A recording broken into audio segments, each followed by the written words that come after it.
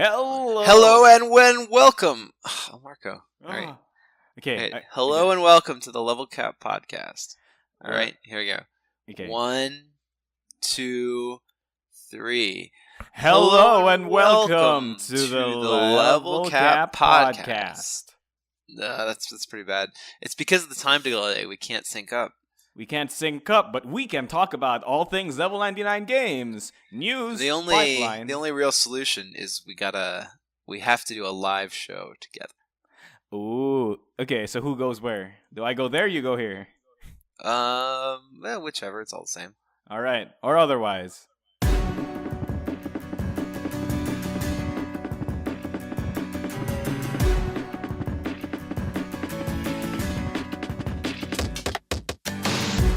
Welcome back, Brad. Or otherwise. Yeah, thanks. It's good to be back. Although I didn't really leave this time like I have in previous times. No, I mean, I like, was welcome always back. here. Welcome back to this podcast that we do on a weekly basis. I mean, like... Yeah, but there hasn't been like a break. I was here last week too. Okay, yeah, but okay, technically the break is the 6 days between the last time we recorded. Yeah, but what if you're listening to this later in the future? Then you just listen to all the episodes back to back. Oh, and that's then it's true. like I never left. Okay, so fine, then you're not welcome back. Yeah, thanks, Marco. Welcome back. Oh, jeez. Oh, okay. No. So how are you on this fine New Mexico morning? I assume it's still morning over there. Yeah. It's morning over here. Just sleepy Friday morning. Didn't sleep too well, so I'm kind of like, but I'm doing fine. And yeah. How about yourself? In line of bad sleeping habits, I woke up at 5 a.m. today, and I slept at like 12 a.m. last time, so I had 5 hours of sleep. And then I worked a full shift, and then I'm still awake until now, and I've been awake for more than 12 plus. Oh, I've been more. Okay. I've been awake for nearly 16 hours. So it's okay, Brad. We're gonna work through this. I might not be optimal, Marco. You might not be optimal, Brad. But together we will be a semi-optimal being. I guess we can make it that far at least. I can promise semi-optimalness. Sure. How about this, Brad? How about this? We guarantee you, the listener, that by the end of this podcast, Brad and I will have created a podcast. Yeah, I guess that's true. If you're listening to this, we can hardly break such a promise. Yeah, indeed. So, Brad, all right, tell me. Well, I want to know something deep within your soul that will pry into the very being that is at your core. Okay? Okay, go ahead. Tell me, what have you been doing? Welcome to What Have You Been Doing, our new segment.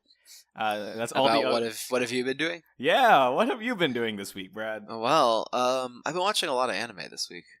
Oh. Yeah, I've been watching JoJo's Bizarre Adventure. Oh no. For various reasons. Please list them down. Please list down these various reasons. I can't talk about the various reasons this time. Oh no! If you told me, would you have to kill me? Is it one of those things? No, it's not one of those things. I just don't want to talk about anything before it happens, so we're not talking about it. Does it have to involve a certain fighting card game system? No comments, Marco. Stop prying into my soul. I literally warned you at the start. Okay, so JoJo's Bizarre Adventure, how is it? Where did you start? Did you start at the very start? The one with the... I did, and then I decided after about 10 episodes of the first part, or I got into part 2 about 10 episodes in, and I was like, I need to watch Stardust Crusaders, because that's what everyone knows, so I went ahead and zoomed ahead to Stardust Crusaders, and I'm now almost through the second half of that, so I just got through the Alessi episodes. So I've got probably about 10 episodes left in this in the series. Oh, in that but part. I'm enjoying it so far. Yeah. Oh, really? So, what do you like about JoJo? I like that how weird all the fights are. Like every enemy they encounter is kind of a different sort of puzzle they have to fight. Like it's very little of the like you expect shonen anime to be like Naruto, where Naruto gets around, through some kind of force and punches the bad guy in the face, and then he wins. And JoJo's kind of like that, except it's like the fights are a lot more puzzly. Like there's one enemy that magnetizes them, and they have to spend the whole episode going around figuring out how to deal with this magnetism so they can catch her. There's another enemy that, for example, just has a comic that can. Well, that episode's they defeat him by accident, so it's more kind of a comedy episode. But there's characters where like their like their stand, their persona basically is the entire is like the entire room that they're in. Yep. And so they have to figure out how to fight against the very environment. Yeah. Lots of crazy stuff. It's pretty cool. Yeah, I love the part about JoJo. Also, Persona. I think it was explicitly stated that the Persona was inspired by JoJo. So there's that. I imagine it would have to be. Yeah. Yeah.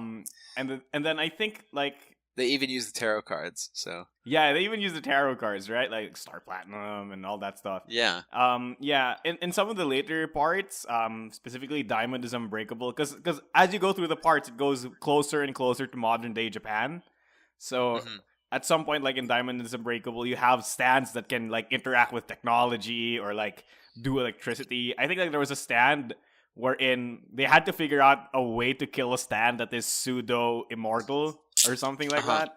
Because like the stand, like whenever it's about to die, it can like transfer its body into a different place. So they kind of have to catch him when he transfers to the different place, or else he'll just keep bouncing back between two places. And they'll never catch him or something like that. So they had to figure out that. Yeah, I think those kind of things are cool. It does make for and it makes for interesting fights, but the fights are more, more puzzly, which is kind of cool. It makes it so that it's not just like beat up the other guy and win, like Dragon Ball Z style. It's not all about who's more powerful.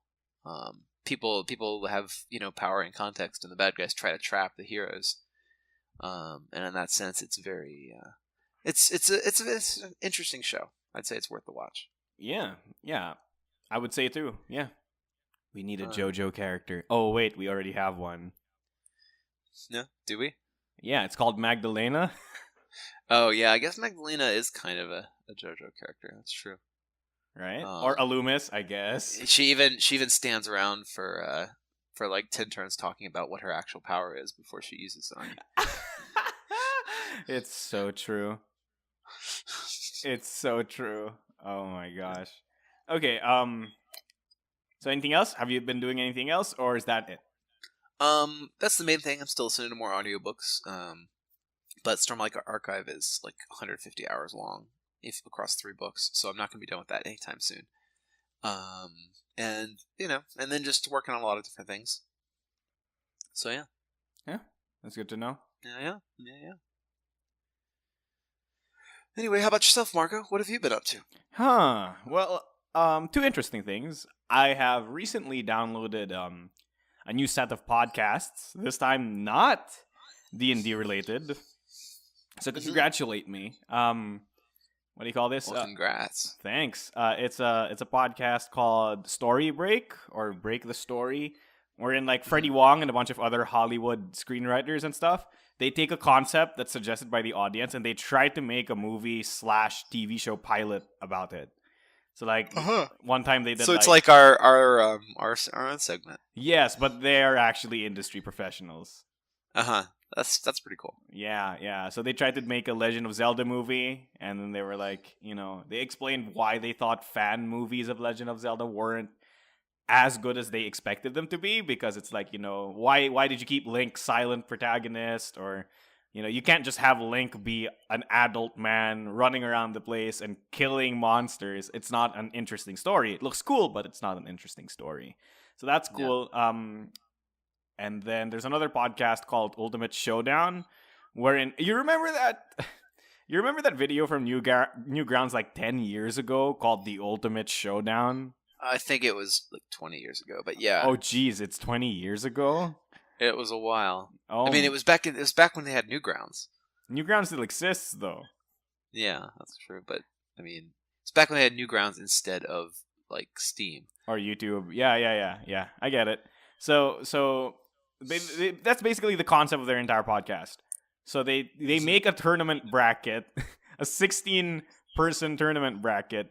And they take genres or like concepts, and then that's what determines what fills the bracket.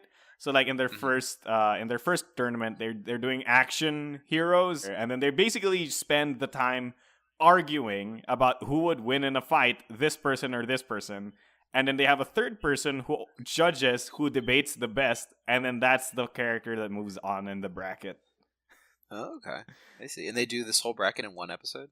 Oh, I think they spread it a bit, because it's like, I don't think you can do a 16-man bracket in one episode. So they spread the tournament a bit over a few episodes. But it's pretty fun. That's pretty cool, though. Yeah, Let's check that out. Yeah, it's pretty fun. Okay, so that's mainly what I've been doing. In my downtime, I've been playing a game called Uncivil War on my mobile phone.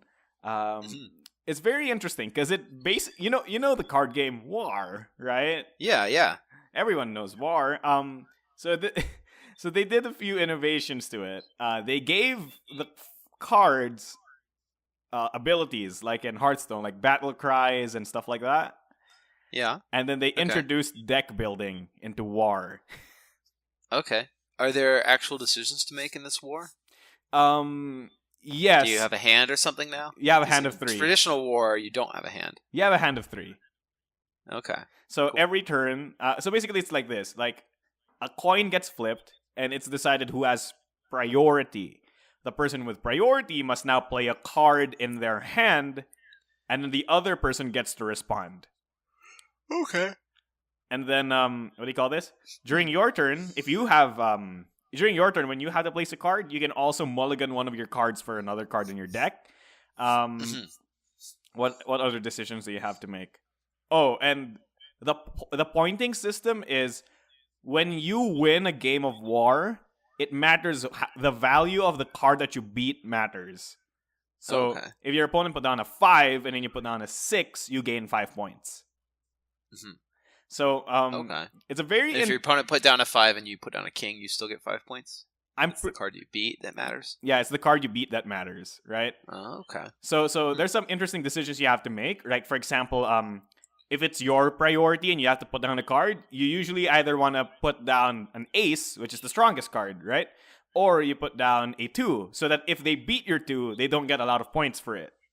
Yeah, but even if your opponent has a bunch of high cards and you put down like a 5, they may want to lose rather than spend a good card just to get 5 points. Yeah, exactly, right? So it's this really cool and interesting dynamic, and then there's also card powers on top of that, right?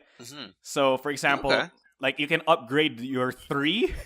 So you can upgrade your 3, and then it now reads, this always wins against common cards. So if your opponent plays a common ace, you can play that 3 and the 3 will beat the ace. So okay.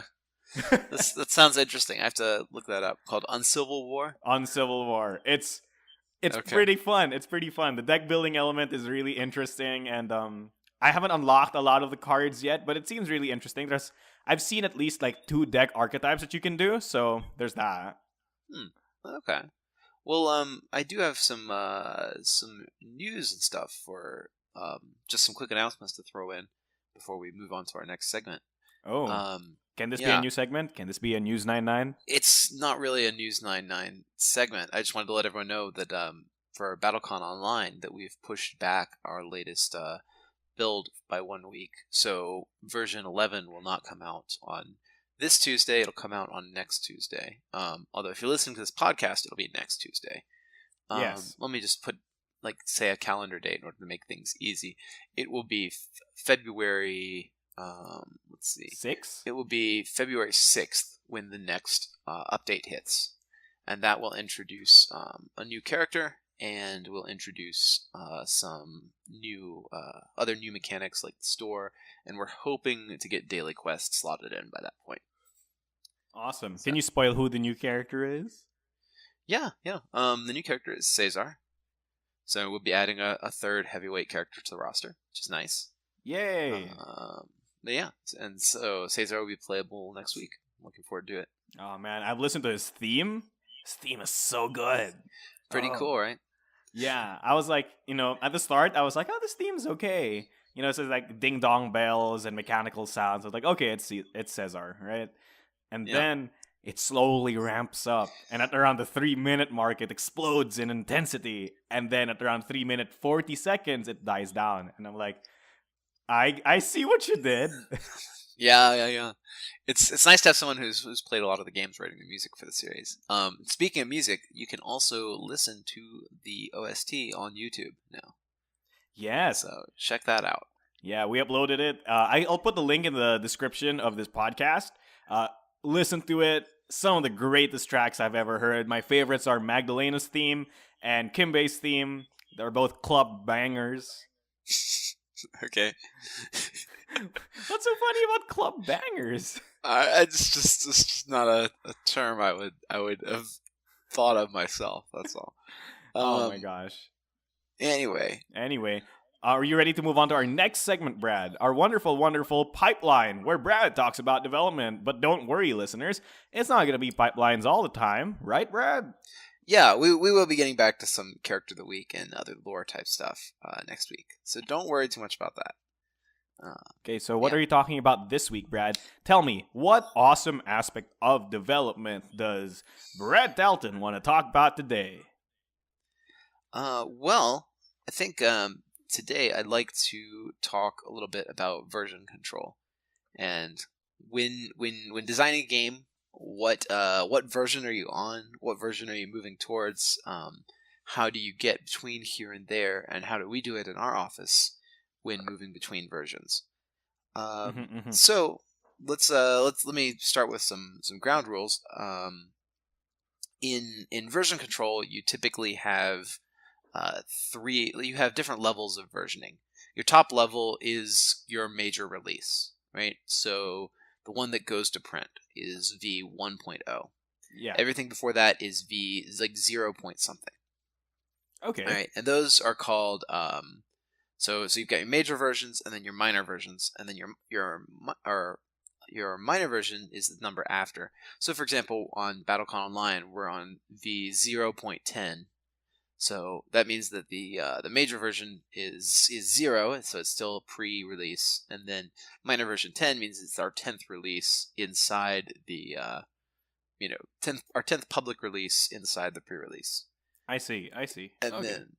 then beyond that, you can often go one version deeper for internal releases. So things that you're testing, but that are not going to, that you're just trying within the company. They're not going to release to the public.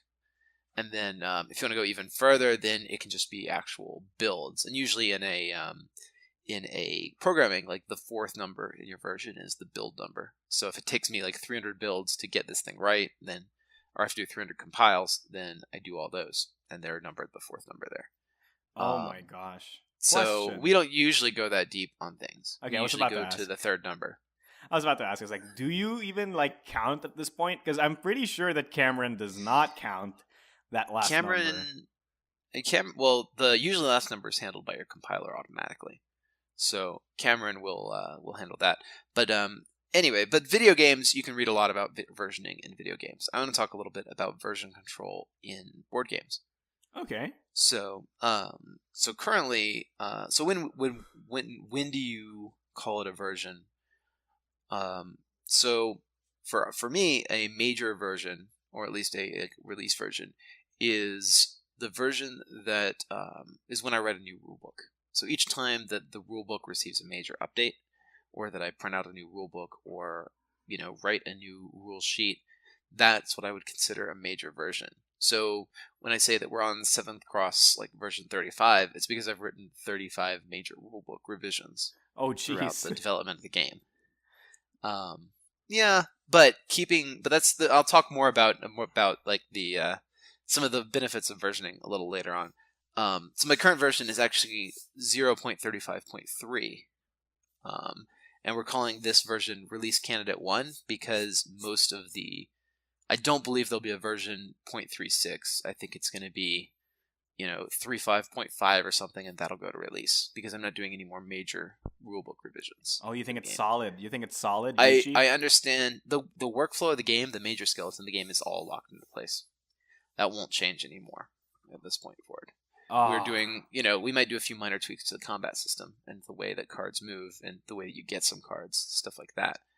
but for the most part, the game is frozen mechanically. Okay. So, so anyway, so yesterday playtesting, we were on 35.2. We discovered a few problems with the, with our combat flow, and it worked really well at small player counts, but at larger player counts, it starts to get a little bit tedious, and so we wanted to, to try a couple different changes. So I'm at like 35.2.x. I don't usually track that fourth number. Okay. What's a build? Wait, what's a build in board games? How do you compile a board game? Well, I print out some cards and I test it. Okay, that's fair. Fine. Take out the fun in my joke. But I do write, the version on these cards so that I know what they are if I hold them on them later. And so, like with Millennium Blades, when we did Millennium Blades, we had a bunch of prototype cards. And I could look at those cards, I could tell you what what different version they were from. We didn't put all our version numbers on Millennium Blades, unfortunately. Like, controls weren't as strict back then. But that's how we tracked all those different versions. And I try to save the prototype cards because, again, with this game, like with Millennium Blades, I want to give them out as part of our, a signed prototype card, as part of our pledge levels. Oh, yeah, because I remember when I got my copy of Millennium Blades, I also got one of your signed cards. So I now have your signature, and I can use it to create forgeries of documents. Hey, don't suggest that, Marco. I mean, everyone knew that, but you didn't have to say it out loud. Oh, I'm sorry. I can delete it off the podcast if you want. Yeah, no, it's fine. It's fine. It's fine. Just try not to give people any heinous ideas. Quick, use the signatures to convince people that Brad is a good person. Certified good person, Brad Dowland Jr. All right. Anyway, going forward. So version control. You do your versions. It's really nice when you have a bunch of versions, because you can record all the changes that you've made throughout the game's life. You can look back and say, oh, well, this worked, this didn't work. Here's why not. And you avoid running in circles with your game design. So. But also, I would say, make sure that you are actually writing the rulebook. Writing the rulebook is the most important step. It's the game designer's entire job. And if you do nothing else when you do a big prototype, make sure that you have a complete rulebook.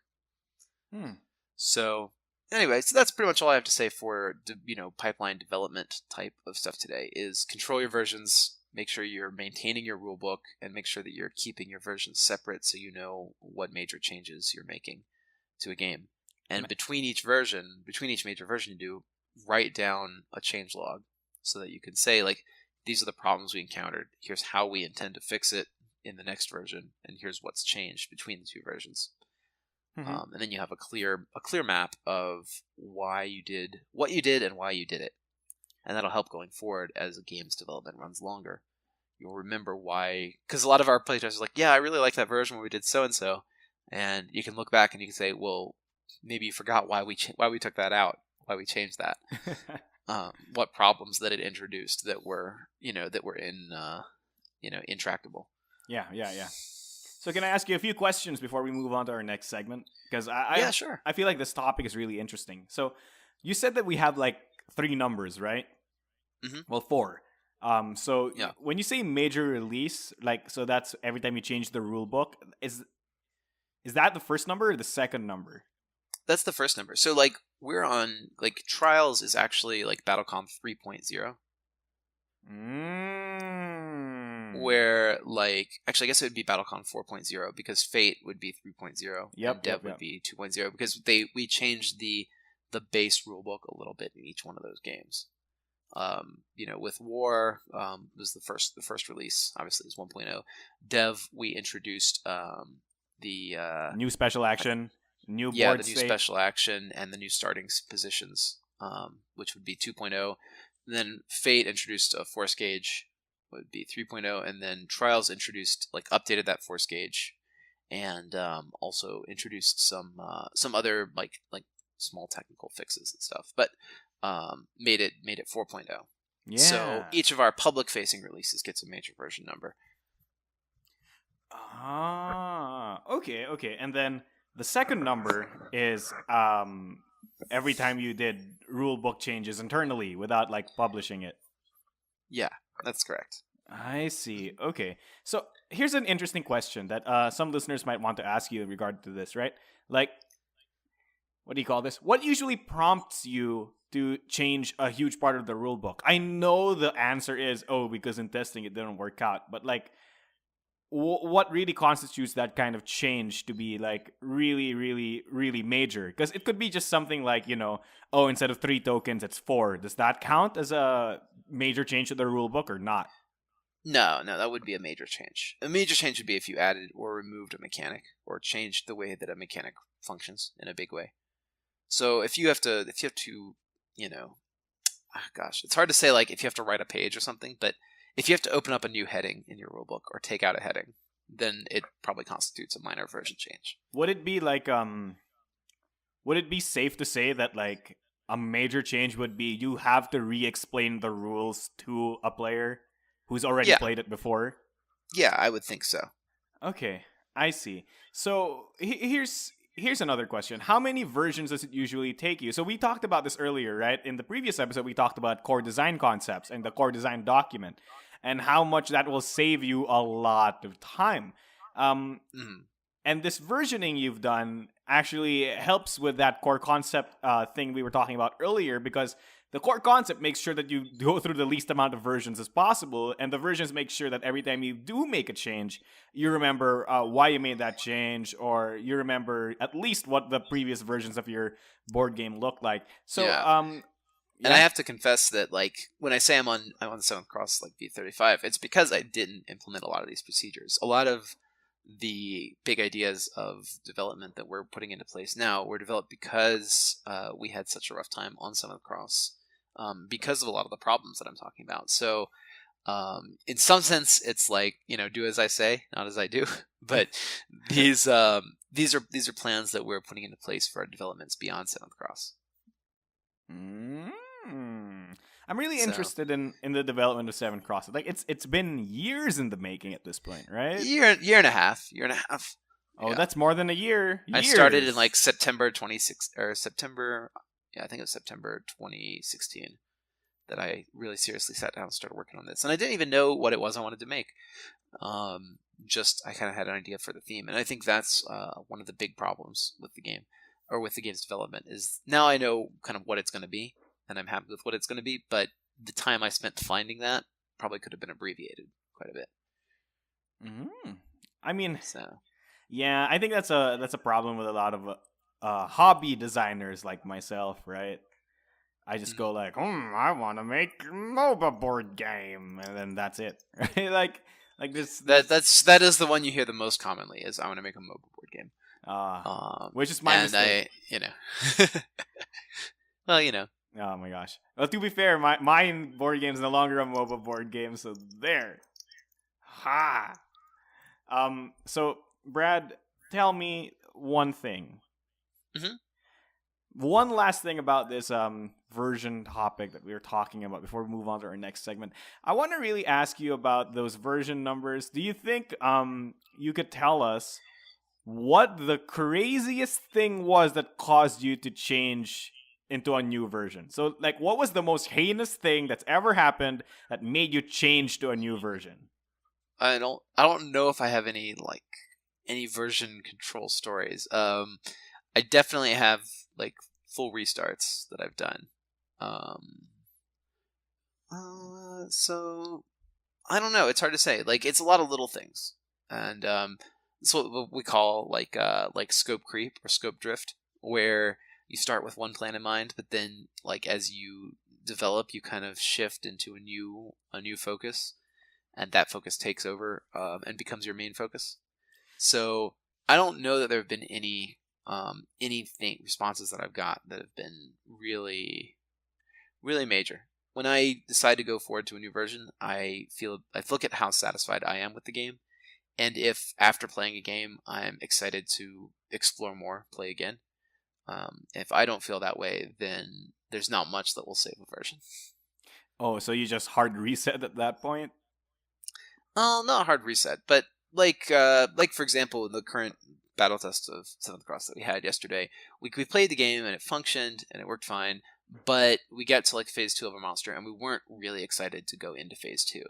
And I said, well, this is a problem, because if the game is going to have like multi-phase monsters, as soon as I beat one, I need to be ready to play the next one. So the game needs to be built in such a way that it creates that feeling, that you feel clever because you've solved the fight, you feel energized because you've survived just by the skin of your teeth, but now the monster's redoubling their efforts, and they ask you to to put in like even more effort than you just barely survived by in the previous phase of the fight.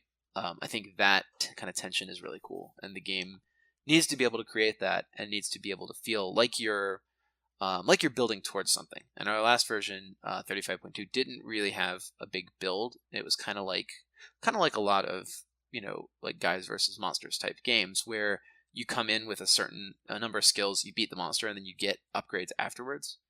And what we felt, we're all like, well, we really like Exceed and such, but we really didn't enjoy this. And it's like, what's the big difference? And I think the big difference was the progression of the characters. Like, your characters don't feel like they're getting stronger or unlocking anything else.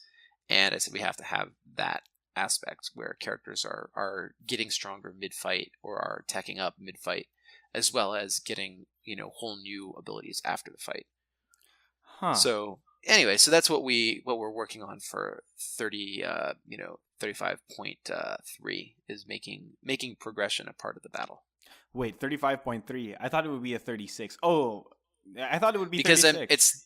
It's not like I'm not taking out or adding anything really big. It's just now your characters have a little way to progress.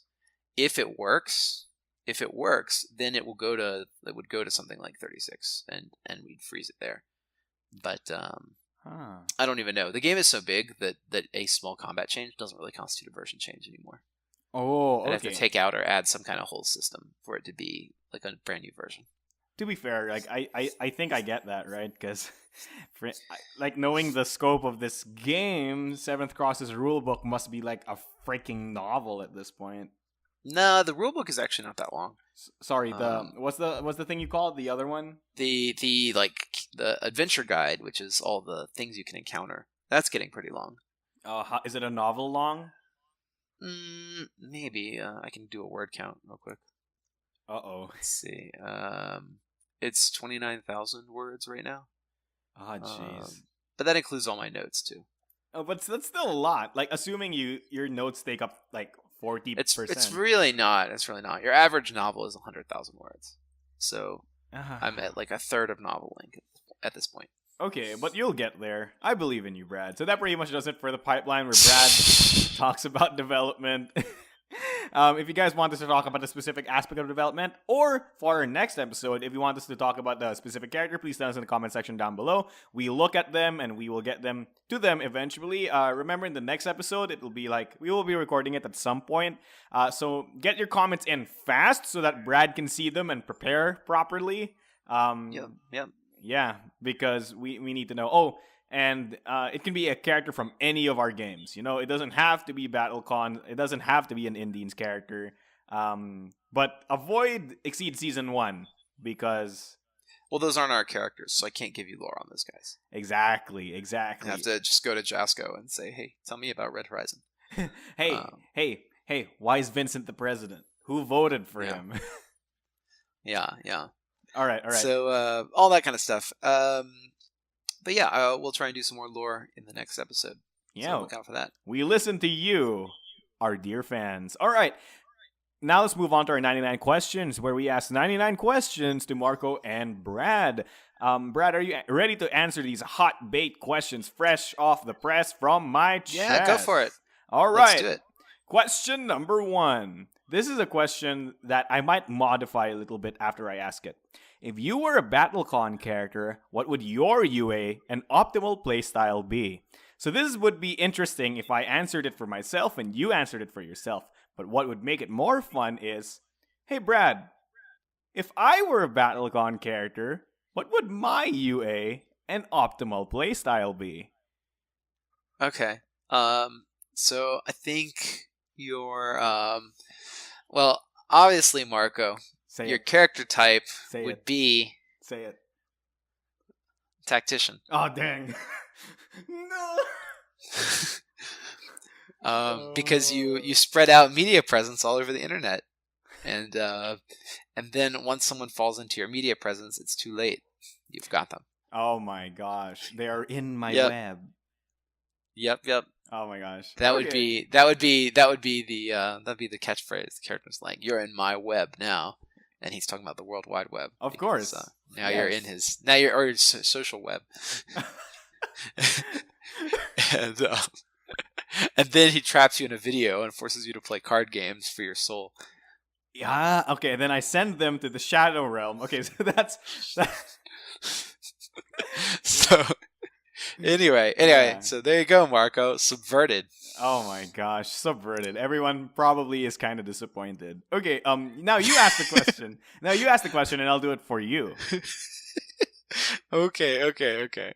Marco, what kind of Battlecon character in UA would I have? Huh. So I think you would actually strangely be a heavy. Uh-huh. Right? So you would be a heavy kind of character, and what you would do is instead of actually playing BattleCon, you'd spend a majority of your time standing there and thinking about things. And then you get whacked or something, and then you're like, no, and then you just version change the character you're fighting, right? So essentially this character, the way he works is kind of like Rifflin but in reverse, right? So you're standing there, you're a heavy, you don't deal a lot of damage for a heavy, but you have a lot of defense. And then when a character whacks you and, I don't know, breaks your stun guard or something, you're like, oh, this character's broken. Nerf. You just nerf the character. I see. Okay, that's kind of similar to my Pixel Tactics character. Yeah, because your Pixel Tactics character can ban cards, right? Yep. You just name a card and your opponent has to discard it from anywhere. Well, okay. See, I got it. And then obviously your name would be Brad Talon. Your unique ability would still be called the Banhammer, or I would like to call this balance adjustments. Mm-hmm. Right. Okay. I have balance adjustment tokens, and I place them onto my opponents to balance quote unquote their stats. Yeah. Heck yes. Oh, and of course your unique base is called Daniel Honig, right? Yeah. Face the wrath of Andorel. Yeah. Okay. All right. There you go. Well, everyone make custom characters of these. Oh no! Well, please. Please do it. All right. Next question, Brad. Are you ready? All right. Let's do it. What's are your next question? Oh my gosh! What are your most hated household chores and why? Conversely, what is your favorite one? Household chores, huh? Well, I do a lot of chores around the house. Let's see. Vacuuming is my least favorite chore. I can't stand vacuuming because I hate the noise the vacuum makes. Wait, don't you have a Roomba?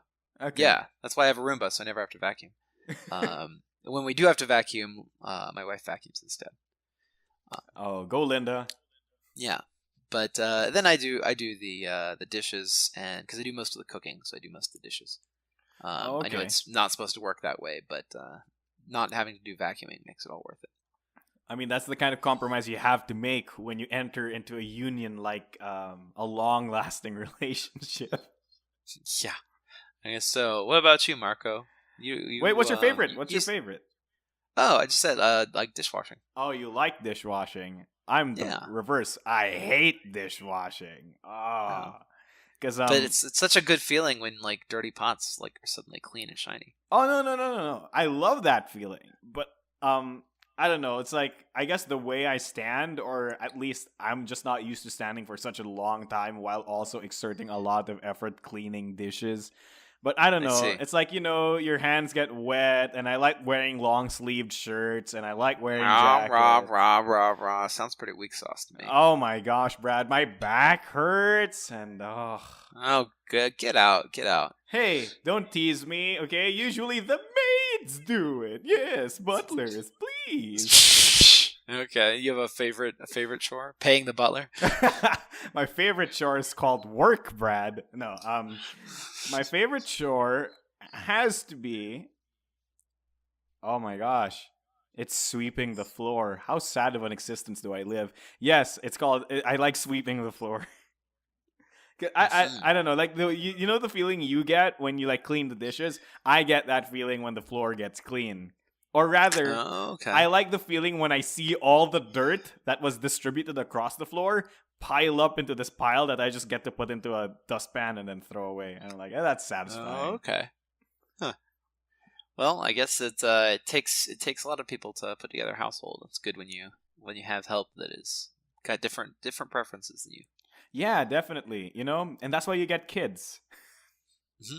To do the chores for you. Yes, it's not child labor, right? It's called I allowance. guess.